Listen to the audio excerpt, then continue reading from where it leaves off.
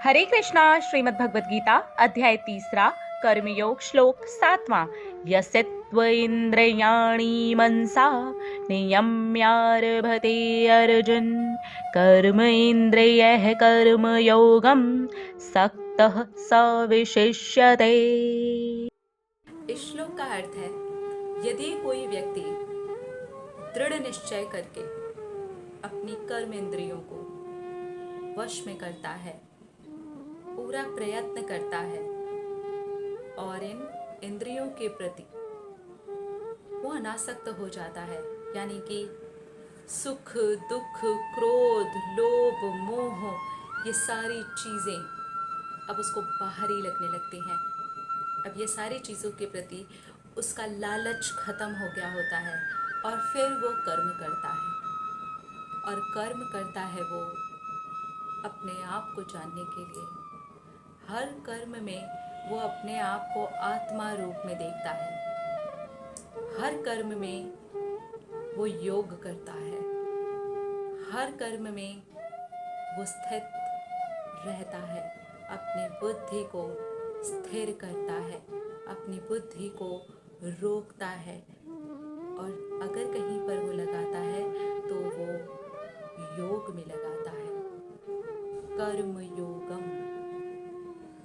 यानी कि सिर्फ और सिर्फ अपने आप को आत्मा के रूप में जानने के लिए योग, आत्मा से परमात्मा के मिलन का योग, उस योग में जो लगा करके अपने कर्म करता रहता है। क्योंकि कर्म हम हर पल करते हैं, हर वक्त करते हैं, लेकिन जब खुद को जानने के लिए करते हैं तो बाहरी सारी चीज़ें अपने आप साफ सुथरी और क्लियर दिखना शुरू हो जाती हैं। इसे अपने जीवन में हम बिल्कुल इसी तरह से लगा करके देख सकते हैं।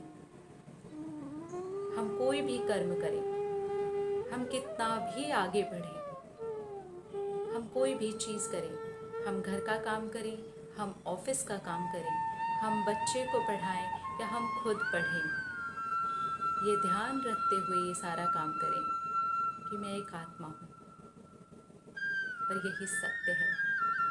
ये जो भी काम हो रहे हैं, ये मैं मुझ तक पहुँच जाऊँ इसलिए हो रहे हैं, क्योंकि जब मैं मुझ तक पहुँच गया तो परमात्मा के साथ में संबंध को खुद ब खुद समझ जाऊंगा। खुद ब खुद ही वो चीज़ इतनी ज़्यादा क्लियर हो जाएगी कि ज़िंदगी जीना आसान हो जाएगा।